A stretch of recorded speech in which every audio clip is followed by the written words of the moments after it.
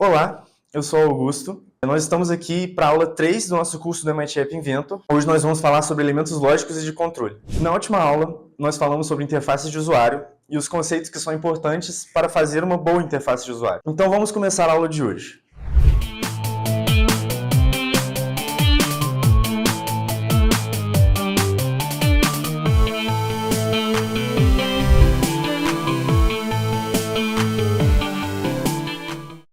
Vamos começar com o conceito de algoritmos. Um algoritmo é uma sequência de passos que devem ser seguidas pelo computador para gerar uma resposta a um problema que você propõe para ele. Para que um algoritmo funcione, é importante a ordem das coisas em que são colocadas nesse algoritmo. Ele tem um início e um fim e ele gera uma saída para você. Um exemplo que trouxemos para vocês é uma receita de bolo.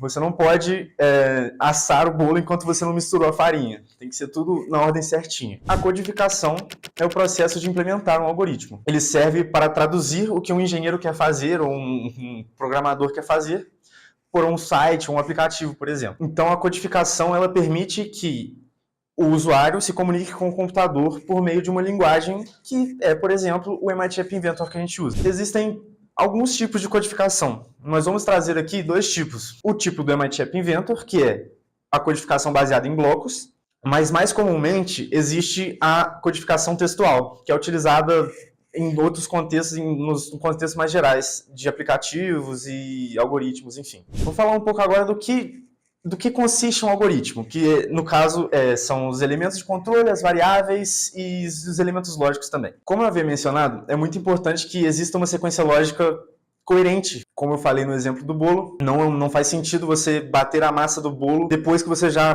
cozinhou ela no forno. Então, quando você cria um programa, é muito importante que você já pense nos passos que devem ser executados antes de você começar a codificar. Uma parte muito importante da codificação são as variáveis. Todos os programas que você faz envolvem uma variável de algum jeito ou outro. Uma variável ela armazena um valor ao longo da execução do seu programa. Quando você cria uma variável nova, o computador também cria em sua memória um espaço para essa variável nova. Então, tudo que você mexer, esse espaço na memória vai estar dedicado exatamente só para essa variável. Aqui no slide trouxemos, por exemplo, um programa que calcula a área de um círculo. Para calcular a área de um círculo, você tem a fórmula πr². O π é um valor, todo mundo já sabe que é 3,14 ou 3,1 ou 3. Eles são valores constantes. O raio, ele é um valor que pode variar. Você pode ter um círculo de 1 metro ou um círculo de 1 centímetro, por exemplo. Agora que falamos das variáveis, nós vamos entrar na parte dos elementos lógicos de um código. Eles são muito importantes, pois eles tomam as decisões do seu programa. No caso do MIT App Inventor, nós temos blocos que representam esses elementos lógicos. Os elementos lógicos mais básicos são o AND, o OR e o NOT, que traduzem literalmente para e, ou e não. Imagina que você quer tirar férias em outra cidade. Para ir para a cidade, você precisa de dinheiro e de tempo. Então, você só vai conseguir ir para a cidade se você tiver dinheiro e tempo. Se você não tiver dinheiro, você não vai poder ir. E se você não tiver tempo, você também não vai poder ir. Então, o E ele só é verdadeiro quando as duas condições são certas. Essas duas condições não necessariamente precisam ser complementares. As condições podem ser, por exemplo, alguém nos Estados Unidos perder um chute de pênalti e eu aqui no Brasil torcer meu pé. Se as duas condições forem verdadeiras, então o operador E vai retornar verdadeiro. O OU pode ser considerado o complementar do E. Vamos voltar na analogia das férias? Se você e a sua esposa já têm o tempo, algum de vocês tem que ter o dinheiro, mas, por exemplo, se a sua esposa conseguir te bancar ou você conseguir bancar ela, vocês conseguem viajar.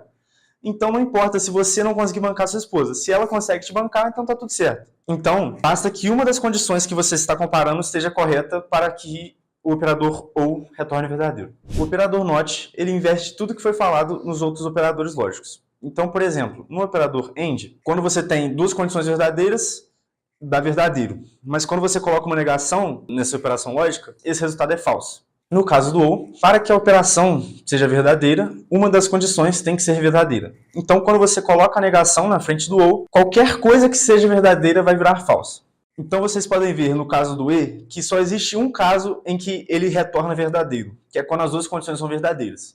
Já no caso do OU, quase todas as condições são verdadeiras, apenas quando as duas são falsas que ele retorna falso. Continuando nos elementos lógicos, nós agora temos o conceito de condicionais. Eles, junto com os elementos lógicos já explicados, funcionam para tomar as decisões do seu programa. Aqui nós trouxemos, por exemplo, um programa que calcula a nota de um aluno. Então, o programa pergunta, qual a nota do aluno? Você responde lá, por exemplo, 50.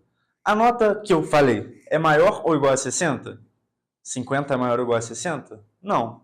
Então, o aluno é reprovado. Caso contrário, então, se a nota fosse maior que 60, maior ou igual a 60, o aluno seria aprovado.